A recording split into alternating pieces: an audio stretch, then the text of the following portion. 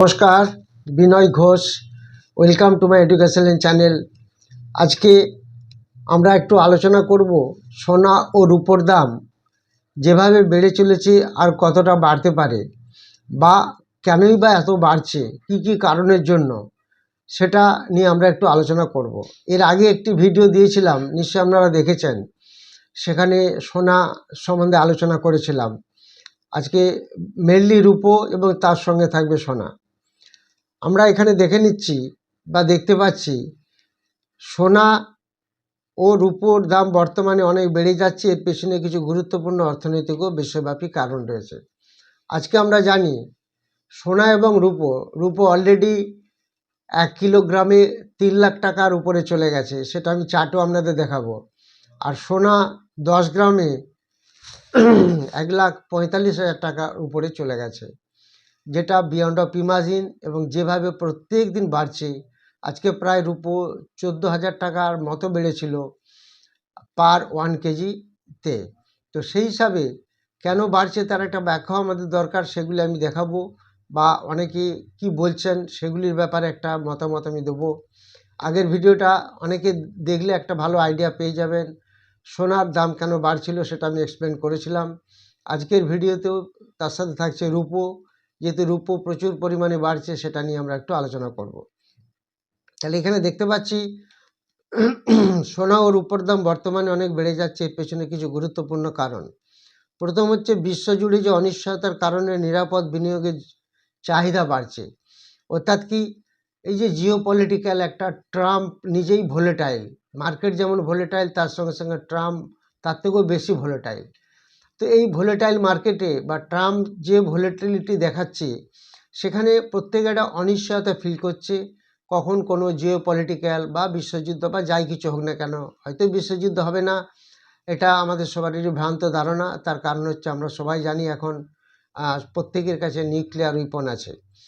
তো যখন বিশ্ব অর্থনীতি বা রাজনীতি অস্থির থাকে, যেমন বড় বড় দেশের মধ্যে তারিফ বা বাণিজ্য উত্তেজনা, যুদ্ধ ঝুঁকি আসে, তখন বিনিয়োগকারীরা সোনার মতো সেফ হেভেন নিরাপদ সম্পদে কিনতে চায়। এবং যেহেতু সোনার দাম অনেকটা বেড়ে গেছে, যেহেতু সোনা 1 গ্রাম কিনতে গেলে আপনি একটু সামান্য পাচ্ছেন, হয়রাস রূপো সেখানে 100 গ্রাম কিনলে অনেকটা পাচ্ছেন। তো সেই রূপোর দামও যেহেতু 3 লাখের উপরে চলে গেছে, রূপোর প্রতি সবাই আকৃষ্ট বেশি হচ্ছে। তো আজকের বাজারেও এরকম একটা ঘটনা হয়েছে, যেখানে মার্কিন প্রেসিডেন্ট তারিফ, হুমকি ও গ্রিনল্যান্ড ইস্যুর বাজারে অস্থিরতা তৈরি করেছে। তার ফলে সোনা ও রূপোর দাম রেকর্ড উচ্চতায় পৌঁছে যাচ্ছে। এটা আমরা বুঝতেই পারছি, মেনলি জিওপলিটিক্যাল প্রবলেমের জন্য এটা সবথেকে বেশি ঘটছে। তার জন্য দায়ী সারা বিশ্বের একজনই। এবার দ্বিতীয় হচ্ছে মুদ্রা দুর্বল হয়ে যাচ্ছে, আমাদের রুপি দুর্বল হয়ে যাচ্ছে, এবং তার সাথে সাথে সুদের হারও কমছে। এই জন্য অনেকে চাচ্ছে সোনা ও রূপো আন্তর্জাতিক বাজারে ডলারের দর ঠিক করা হয়। যখন ডলারের মূল্য কমে, তখন এসব ধাতু অনেক মুদ্রায় বেড়ে যায়। এখন অনেক জায়গায় বিনিয়োগকারীরা মনে করছেন ভবিষ্যতে সুদের হার কমতে পারে, যার ফলে নন ইল্ডিং, বিশেষ করে রূপোতে একটা আকর্ষণীয় একটা জায়গা তৈরি হয়েছে।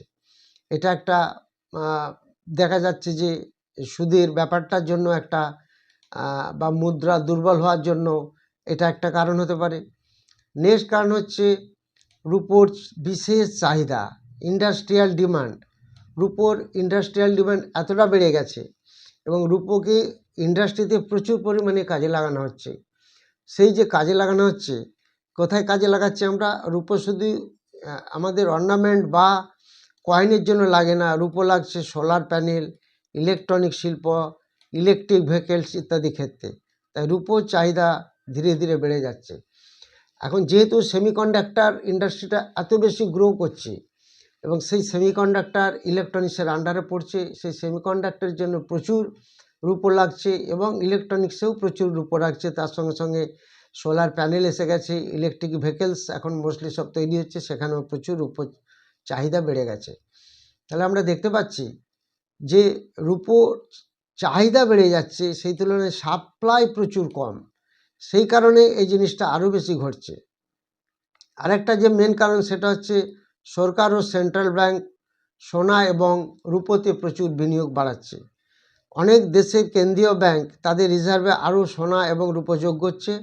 তার ফলে সোনা এবং রূপোর দাম আরও বেশি বেড়ে যাচ্ছে, এটাও আমাদের খেয়াল রাখতে হবে। অর্থাৎ প্রত্যেকটি, যেমন ব্যাঙ্ক অফ আমেরিকা, হংকং, সমস্ত যে ব্যাঙ্কগুলি, আমাদের ইন্ডিয়াতে যে রিজার্ভ ব্যাঙ্ক অফ ইন্ডিয়া, প্রত্যেকে সেন্ট্রাল ব্যাঙ্কগুলি প্রত্যেক দেশের প্রত্যেকে একটা রিজার্ভ বাড়াচ্ছে। সোনা থেকেও এখন রূপোর রিজার্ভ আরও ধীরে ধীরে বাড়ছে। সোনা তো ছিলই, তার সঙ্গে রূপো অ্যাড হয়েছে, সেইখানে একটা ভালো ডিমান্ড তৈরি হয়েছে, যার ফলে এই ঘটনাটা আরও বেশি ঘটছে।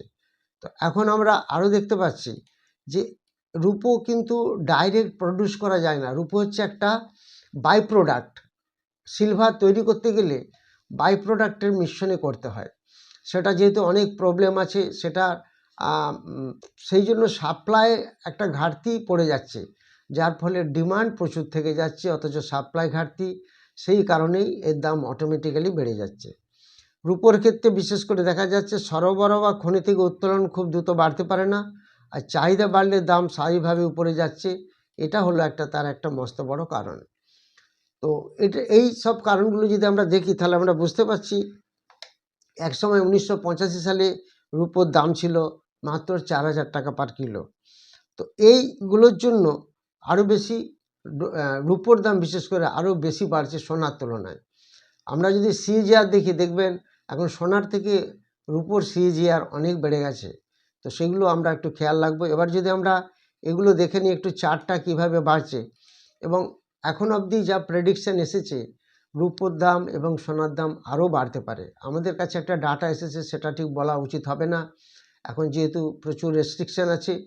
সেই হিসাবে সেই ডাটা অনুযায়ী আমরা দেখতে পাচ্ছি আরও বাড়ার সম্ভাবনা আছে ভবিষ্যতে। আবার সবসময় একটানা বাড়ে না, কিছুটা পড়ে তারপর বাড়ে। সেই জায়গাগুলো যদি কেউ ধরতে পারেন, তাহলে আরও সুবিধা হবে। আমরা এখানে দেখতে পাচ্ছি সিলভার, দেখুন কিভাবে এটা টানা বেড়ে যাচ্ছে, সেটা আমরা এই চার্টে যদি দেখি, ফলো করি, তাহলে এখানে বুঝতে পারবো। মাঝে মাঝে একটু সামান্য একটু পরিবর্তন আসছে, কিন্তু ম্যাক্সিমাম হচ্ছে বেড়েই যাচ্ছে, কন্টিনিউ বেড়ে যাচ্ছে, এটা খেয়াল রাখুন। তো সিলভার, এটা হচ্ছে সিলভারের একটা চার্ট আমি দেখালাম। আজকে দেখতে পাচ্ছেন সিলভারের দাম মেনলি যেটা চলে গেছে, এটা সিলভার ফিউচার্সে আপনাদের দেখাচ্ছি। সিলভারের দাম আজকে যে জায়গায় আছে, সিলভার আজকে 14,000-এর উপরে চলে গেছে, সেটা আপনারা খেয়াল রাখবেন। আর গোল্ড যদি দেখি, গোল্ডও 145 পার গ্রাম, 1,45,000-এর উপরে গোল্ডও চলে গেছে। গোল্ডের যদি আমরা চার্টটা দেখি, সেটাও দেখবো একটা ঊর্ধ্বমুখী চার্ট, কিন্তু সিলভার আরও বেশি ঊর্ধ্বমুখী হচ্ছে। এগুলো খেয়াল রাখবেন। যারা কমেন্ট সেকশনে কমেন্টগুলি দেন, সেগুলি আজকে বলতে পারলাম না, তবু আপনারা কমেন্ট দেবেন। আগামীকাল যে ভিডিও করব সেটাতে বলে দেবো। আর যারা 15 ফেব্রুয়ারি ব্যাচে ক্লাস করতে চান, একটি অফলাইন ব্যাচ শুরু হবে, আর একটি অনলাইন ব্যাচ, আর একটি ক্রিপ্টোকারেন্সি, 3টে ব্যাচ চালু হবে। নিশ্চয়ই আপনারা জানেন সেখানে কী কী শেখানো হয়। Chart, candlestick, chart pattern, price action, fundamental, technical, তার সাথে সাথে ফর্মুলা সিলেকশন, তার ইন্ট্রাডে আলাদা ফর্মুলা, সুইং ট্রেডিং আলাদা ফর্মুলা, এবং ফিউচার অপশানে আলাদা ফর্মুলা। সেই স্টক সিলেকশন করে প্রত্যেক দিনের কিভাবে একটা অ্যাচিভমেন্ট পাওয়া যায়, সেগুলো সব শেখানো হয়। মার্কেট যেহেতু ভলিটাইল আছে, অপশান মার্কেট একটা খুব ভালো একটা সুযোগ দিচ্ছে। যারা অপশান মার্কেট ভালো করে শিখতে চান, তারাও এন্ট্রি নিতে পারেন, কোনো অসুবিধা নেই। Thank you very much for watching my video. যারা ভিডিওটি নতুন দেখছেন, তারা অবশ্যই সাবস্ক্রাইব, লাইক ও শেয়ার করবেন। নমস্কার।